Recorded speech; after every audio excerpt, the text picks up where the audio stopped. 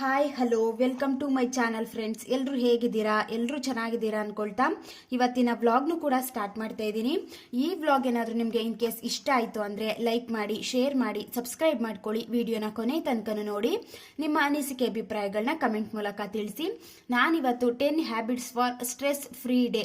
Stress ಜಾಸ್ತಿ ಆಯಿತು ಅಂದರೆ ನಮಗೆ ಕೆಲಸ ಮಾಡೋದಕ್ಕೆ ಇಂಟ್ರೆಸ್ಟ್ ಅನ್ನೋದು ಬರೋದಿಲ್ಲ. ಅದರಲ್ಲೂ ಹೌಸ್ ವೈಫ್ಗಾಗಿರ್ಬೋದು, ವರ್ಕಿಂಗ್ ವುಮೆನ್ಸ್ಗಾಗಿರ್ಬೋದು, ಕೆಲಸದ ಒತ್ತಡ ಜಾಸ್ತಿ ಇದ್ದಾಗ ನಾವು ಈ ರೀತಿ ಅಭ್ಯಾಸಗಳನ್ನ ಫಾಲೋ ಮಾಡೋದ್ರಿಂದ ಸ್ಟ್ರೆಸ್ ಅನ್ನೋದನ್ನ ಕಮ್ಮಿ ಮಾಡ್ಕೋಬಹುದು. ಒತ್ತಡ ಜಾಸ್ತಿ ಆಗ್ತಿದೆ ಅಂದಾಗ ಒಂದ್ ರೀತಿ ಬೇಜಾರಾಗೋದಾಗಿರ್ಬೋದು, ಲೇಜಿನೆಸ್ ಬರೋದಾಗಿರ್ಬೋದು, ಇದೆಲ್ಲ ಬರ್ಲಿಕ್ಕೆ ಸ್ಟಾರ್ಟ್ ಆಗ್ಬಿಡ್ತವೆ.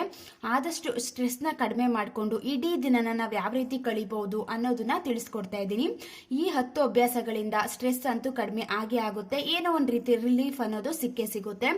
ಅದರಲ್ಲಿ ಫಸ್ಟ್ ಒನ್ ಏನು ಅಂತ ಅಂದ್ರೆ, ಸ್ಟ್ರೆಸ್ ಸ್ಟಾರ್ಟ್ ಆಗೋದು ಎಲ್ಲಿಂದ ಅಂತ ಅಂದ್ರೆ ಆದಷ್ಟು ಮಾರ್ನಿಂಗ್ ಇಂದಾನೆ ಸ್ಟಾರ್ಟ್ ಆಗೋದು. ಏನಾದ್ರೂ ಒಂದು ಎದ್ದೊಳ್ಬೇಕಾದ್ರೆ ಬೇಜಾರಿಂದ ಎದ್ದೊಳೋದಾಗಿರ್ಬೋದು, ಈ ರೀತಿ ಕೆಟ್ಟ ಕೆಟ್ಟ ಅಭ್ಯಾಸಗಳಿಂದನೇ ಸ್ಟ್ರೆಸ್ ಅನ್ನೋದು ಜಾಸ್ತಿ ಆಗುತ್ತೆ ಅಲ್ವಾ.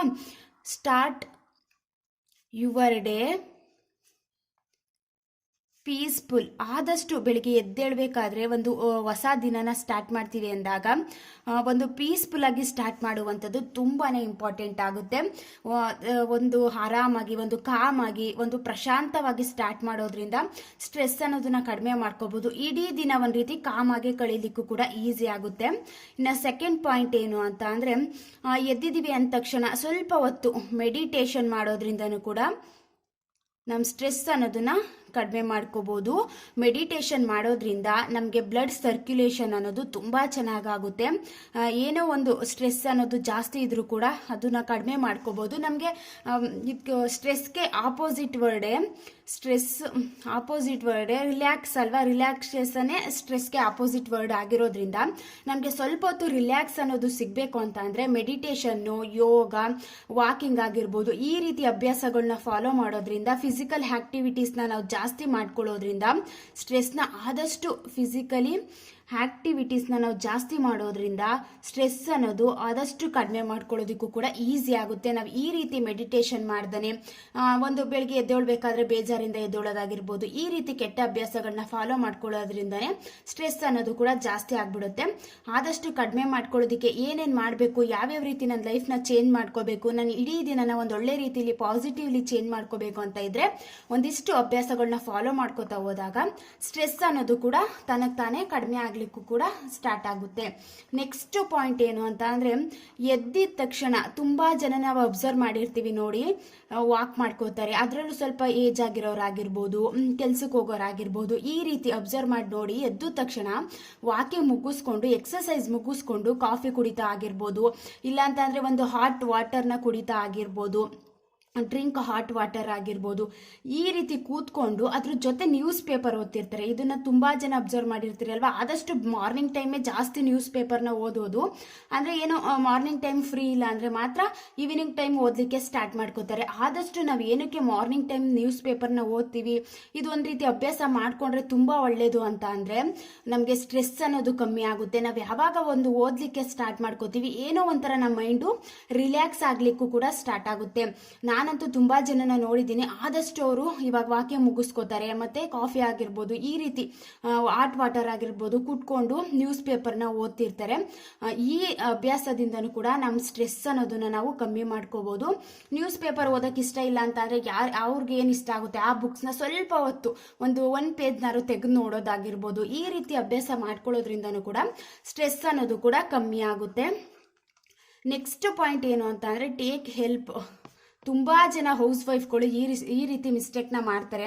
ಯಾರ ಕೈಲೂ ಹೆಲ್ಪ್ನೇ ತಗೊಳ್ಳಲ್ಲ, ಇಲ್ಲ ನಾನೇ ಮಾಡಬೇಕು, ನಾನೇ ಕೆಲಸ ಮಾಡಬೇಕು ಅಂತ ಹೆಲ್ಪ್ನು ತಗೊಳ್ದಾನೆ ತುಂಬಾ ಸ್ಟ್ರೆಸ್ನ ಜಾಸ್ತಿ ಮಾಡ್ಕೊಳ್ತಾರೆ. ಇದರಿಂದನೂ ಕೂಡ ನಮಗೆ ಒತ್ತಡ ಅನ್ನೋದು ಜಾಸ್ತಿ ಆಗುತ್ತೆ. ಯಾವಾಗ ಕೆಲಸ ಜಾಸ್ತಿ ಆಗುತ್ತೆ, ವರ್ಕ್ ಪ್ರೆಷರ್ ಅನ್ನೋದು ಜಾಸ್ತಿ ಯಾವಾಗ ಆಗುತ್ತೆ, ನಮಗೂ ಕೂಡ ಸ್ಟ್ರೆಸ್ ಅನ್ನೋದು ಬರ್ಲಿಕ್ಕೂ ಕೂಡ ಸ್ಟಾರ್ಟ್ ಆಗಿಬಿಡುತ್ತೆ. ಆದಷ್ಟು ಯಾರಾದರೂ ಇದ್ರೆ ಮನೇಲಿ ಹಸ್ಬೆಂಡ್ ಆಗಿರ್ಬೋದು, ಇಲ್ಲಾಂದ್ರೆ ಮಕ್ಕಳು ಆಗಿರ್ಬೋದು, ಇವ್ರ ಹತ್ರ ಹೆಲ್ಪ್ನ ತಗೊಳ್ಳೋದು ಕೂಡ ತುಂಬಾನೇ ಇಂಪಾರ್ಟೆಂಟ್ ಆಗುತ್ತೆ. ಈ ಅಭ್ಯಾಸದಿಂದ ಕೂಡ ನಮಗೆ ವರ್ಕ್ ಪ್ರೆಷರ್ ಅನ್ನೋದು ಸ್ವಲ್ಪ ಕಮ್ಮಿ ಆಯಿತು ಅಂತ ಅಂದ್ರೆ ಟೆನ್ಷನ್ನು, ಇವಾಗ ಒತ್ತಡ ಇದೆಲ್ಲ ಕಮ್ಮಿ ಆಗ್ಲಿಕ್ಕೂ ಕೂಡ ಈಸಿ ಆಗುತ್ತೆ. ನೆಕ್ಸ್ಟ್ ಪಾಯಿಂಟ್ ಏನು ಅಂತ ಅಂದ್ರೆ, ರಿಯಾಕ್ಟ್ ಸ್ಲೋಲಿ. ಇವಾಗ ಏನೋ ಒಂದು ನಮಗೆ ಒಂದು ಲೈಫಲ್ಲಿ ಏನೋ ಒಂದು ಇಡೀ ದಿನದಲ್ಲಿ ಬೇಜಾರಾಗಿರೋ ವಿಚಾರ ಆಗಿರ್ಬೋದು, ಏನೋ ಒಂದು ಮನಸ್ತಾಪಗಳಾಗಿರ್ಬೋದು, ಈ ರೀತಿ ಎಲ್ಲ ನಡೀತಿರುತ್ತೆ ಅಲ್ವಾ. ಆದಷ್ಟು ಸ್ವಲ್ಪ ಹೊತ್ತು ಕೂತ್ಕೊಂಡು ಯೋಚನೆ ಮಾಡಿ, ಏನಕ್ಕೆ ಹೀಗಾಯಿತು, ನಾನು ಅಷ್ಟು ಬೇಗ ರಿಯಾಕ್ಟ್ ಮಾಡ್ಬೋದಿತ್ತ ಅಂತ ಆದಷ್ಟು ನಿಧಾನದಲ್ಲಿ ಸ್ವಲ್ಪ ಹೊತ್ತು ಯೋಚನೆ ಮಾಡಿ ಒಂದು ಪಾಸಿಟಿವ್ ನಿರ್ಧಾರಗಳನ್ನ ತಗೊಂಡು ರಿಯಾಕ್ಟ್ ಮಾಡೋದು ತುಂಬಾ ಇಂಪಾರ್ಟೆಂಟ್ ಆಗುತ್ತೆ. ಒಂದೇ ಒಂದು ಸಲ ಗಡಿಬಿಡಿಲಿ ನಾವು ರಿಯಾಕ್ಟ್ ಮಾಡಿಬಿಡೋದಾಗಿರ್ಬೋದು, ಅದರಿಂದ ನಾವು ಆಮೇಲೆ ಬೇಜಾರು ಮಾಡ್ಕೊಳ್ಳೋದಾಗಿರ್ಬೋದು. ಈ ರೀತಿ ಸ್ವಲ್ಪ ಕಡಿಮೆ ಮಾಡ್ಕೋಬೇಕು ಅಂತ ಅಂದರೆ ನಾವು ರಿಯಾಕ್ಟ್ ಸ್ಲೋಲಿ ಮಾಡೋದು ತುಂಬಾ ಇಂಪಾರ್ಟೆಂಟ್ ಆಗುತ್ತೆ. ಸ್ವಲ್ಪ ಹೊತ್ತು ಕೂತ್ಕೊಂಡು ಯೋಚನೆ ಮಾಡಿ ಒಂದು ನಿರ್ಧಾರಗಳನ್ನ ತಗೊಂಡು ನಾವು ಗಡಿಬಿಡಿಲಿ ಮಾಡ್ತಿದ್ದೀವಿ ಅಂದಾಗ ಒಂದು ಸ್ಟ್ರೆಸ್ ಅನ್ನೋದು ಜಾಸ್ತಿ ಆಗಿಬಿಡುತ್ತೆ, ಸರಿಯಾಗಿ ನಿರ್ಧಾರಗಳನ್ನ ತಗೊಳ್ಳೋದಕ್ಕಾಗಲ್ಲ. ಆದಷ್ಟು ಯೋಚನೆ ಮಾಡಿ ಒಂದು ರಿಯಾಕ್ಟ್ ಮಾಡೋದು ತುಂಬಾ ಇಂಪಾರ್ಟೆಂಟ್ ಆಗುತ್ತೆ. ಇದರಿಂದನೂ ಕೂಡ ಸ್ಟ್ರೆಸ್ ಅನ್ನೋದು ಕಮ್ಮಿ ಆಗುತ್ತೆ. ನಾವು ಸರಿಯಾಗಿ ಒಂದು ಕರೆಕ್ಟಾಗಿ ಒಂದು ನಿರ್ಧಾರಗಳನ್ನ ತಗೊಳ್ತಾ ಇದ್ದೀವಿ, ಏನು ಪ್ರಾಬ್ಲಮ್ ಇಲ್ಲ ಅಂದಾಗ ಸ್ಟ್ರೆಸ್ ಕೂಡ ನಮಗೆ ಸ್ವಲ್ಪ ಕಮ್ಮಿ ಆಗಲಿಕ್ಕೂ ಕೂಡ ಈಸಿ ಆಗುತ್ತೆ. ನೆಕ್ಸ್ಟು ತುಂಬ ನಮಗೆ ಒತ್ತಡ ಜಾಸ್ತಿ ಆಗಿದೆ ಅಂತಂದರೆ, ಏನೋ ಒಂದು ಸ್ಟ್ರೆಸ್ ಅನ್ನೋದು ಯಾವುದೋ ವಿಚಾರದಲ್ಲಿ ತುಂಬ ಒಂದು ಸ್ಟ್ರೆಸ್ ಜಾಸ್ತಿ ಆಗಿದೆ ಅಂದಾಗ ಆದಷ್ಟು ನಾವು ಫೋಕಸ್ಡ್ ವರ್ಕ್, ಡೀಪ್ ಆಗಿ ನಾವು ವರ್ಕ್ ಮೇಲೆ ಫೋಕಸ್ ಮಾಡೋದು ತುಂಬಾನೇ ಇಂಪಾರ್ಟೆಂಟ್ ಆಗುತ್ತೆ. ಇವಾಗ ಯಾವುದೋ ವಿಚಾರ ನಮಗೆ ಅದೊಂಥರ ತಲೆಯಲ್ಲಿ ಕೂತ್ಕೊಂಡು ತುಂಬ ಒಂದು ಪ್ರೆಷರ್ ಅನ್ನೋದನ್ನ ಕೊಡ್ತಿದೆ, ಮರೆಯಲಿಕ್ಕೆ ಆಗ್ತಿಲ್ಲ, ತುಂಬ ಟೆನ್ಷನ್ ಜಾಸ್ತಿ ಆಗ್ತಿದೆ, ಅದೇನೋ ಒಂಥರ ನನ್ನ ಕಂಟ್ರೋಲ್ ಮಾಡ್ತಿದೆ ಅಂತ ಅಂದಾಗ ಆದಷ್ಟು ನಮ್ಮ ಮೈಂಡ್ನ ಡೈವರ್ಟ್ ಮಾಡಿಕೊಂಡು ಫೋಕಸ್ ಬೇರೆ ಕಡೆ ನಾವು ವರ್ಕ್ ಮೇಲೆ ಫೋಕಸ್ ಮಾಡೋದು ತುಂಬಾ ಇಂಪಾರ್ಟೆಂಟ್ ಆಗುತ್ತೆ. ಹೌಸ್ ವೈಫ್ಗಳಾದರೆ ಕ್ಲೀನಿಂಗ್ ಆಗಿರ್ಬೋದು, ಹೌಸ್ ಆರ್ಗನೈಸ್ ಆಗಿರ್ಬೋದು, ಈ ರೀತಿ ನಮ್ಮನ್ನ ಏನೋ ಒಂದು ಬೇರೆ ವಿಚಾರದಲ್ಲಿ ಅದನ್ನು ತೊಡಗಿಸ್ಕೊಳ್ಳೋದ್ರಿಂದ ಡೀಪ್ ಆಗಿ ನಾವು ಫೋಕಸ್ ಮಾಡೋದ್ರಿಂದ ಆ ಒಂದು ಸ್ಟ್ರೆಸ್ ಅನ್ನೋದನ್ನ ಕಮ್ಮಿ ಮಾಡ್ಕೋಬಹುದು. ಒಂದು ಸ್ವಲ್ಪ ರಿಲ್ಯಾಕ್ಸ್ ಅನ್ನೋದು ಕೂಡ ಸಿಕ್ಕೇ ಸಿಗುತ್ತೆ. ನೆಕ್ಸ್ಟ್ ಪಾಯಿಂಟ್ ಏನು ಅಂತ ಅಂದ್ರೆ, ಟರ್ನ್ ಆಫ್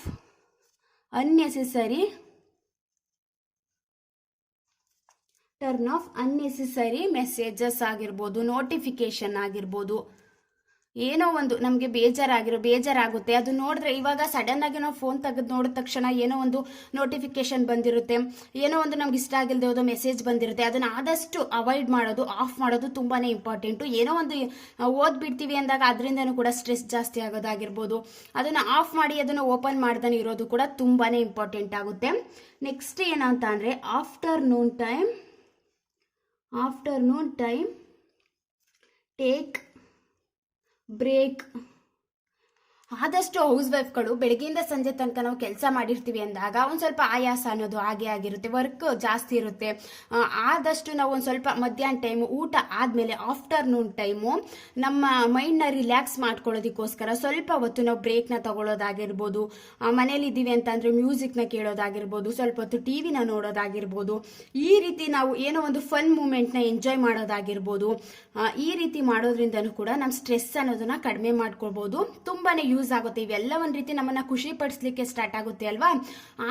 ಆಫ್ಟರ್ನೂನ್ ಟೈಮ್ ಸ್ವಲ್ಪ ಹೊತ್ತು ಬ್ರೇಕ್ನ ತಗೊಳ್ಳೋದ್ರಿಂದ, ಈ ಅಭ್ಯಾಸಗಳನ್ನ ಫಾಲೋ ಮಾಡೋದ್ರಿಂದನೂ ಕೂಡ ಸ್ವಲ್ಪ ನಮಗೆ ಸ್ಟ್ರೆಸ್ ಅನ್ನೋದನ್ನ ಕಡಿಮೆ ಮಾಡ್ಕೋಬಹುದು. ನಾವು ಯಾವ ರೀತಿ ಒಂದು ಅಭ್ಯಾಸನ ಫಾಲೋ ಮಾಡ್ಕೋತಾ ಹೋದಾಗ ಸ್ಟ್ರೆಸ್ ಅನ್ನೋದು ಕಮ್ಮಿ ಆಗುತ್ತೆ ಅಂತ ನಮ್ಗೊಂದು ಸ್ವಲ್ಪ ಐಡಿಯಾ ಅನ್ನೋದು ಬಂದ್ರೆ, ನಮ್ಗೆ ಏನೋ ಒಂದು ಇಷ್ಟ ಆಗಿರುವಂತ ಏನೋ ಒಂದು ನಾವು ಮ್ಯೂಸಿಕ್ ಕೇಳಿದ್ರೆ ನನಗೆ ಒಂದು ಸ್ವಲ್ಪ ರಿಲ್ಯಾಕ್ಸ್ ಸಿಗುತ್ತೆ, ನನಗೇನೋ ಒಂದು ಇಷ್ಟ ಆಗಿರುವಂತ ಮ್ಯೂಸಿಕ್ ಕೇಳಿದ್ರೆ ಸ್ವಲ್ಪ ಸಮಾಧಾನ ಆಗುತ್ತೆ ಅಂತ ಅಂದ್ರೆ ಆ ಕೆಲಸದಲ್ಲಿ ನಮ್ಮನ್ನ ತೊಡಗಿಸ್ಕೊಳ್ಳೋದು ಕೂಡ ತುಂಬಾನೇ ಇಂಪಾರ್ಟೆಂಟ್ ಆಗುತ್ತೆ. ಇದರಿಂದನೂ ಕೂಡ ಒಂದು ಒತ್ತಡ ಅನ್ನೋದು ಕೂಡ ಕಮ್ಮಿ ಆಗ್ಲಿಕ್ಕೂ ಕೂಡ ಈಸಿ ಆಗುತ್ತೆ. ನೆಕ್ಸ್ಟ್ ವೆರಿ ಇಂಪಾರ್ಟೆಂಟ್, ಇದು ಒಂದು ನಾವು ಸ್ಪೆಂಡಿಂಗ್ ಟೈಮ್